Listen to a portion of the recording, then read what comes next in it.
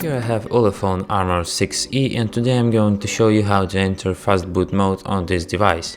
So first of all, you have to turn it off by holding power key for a bit, then you tap power off, OK. When device is off, use the combination of keys volume up and power key. Hold it for about 10 seconds. Here in the boot mode, use the volume up to navigate through it and volume down to confirm your action. Select the second option, Fastboot mode, by pressing volume down.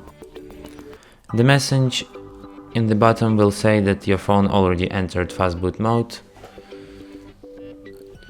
In order to exit it, just hold power key for about 10 seconds.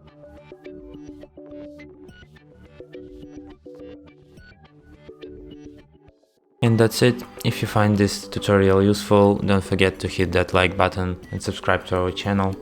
And thanks for watching.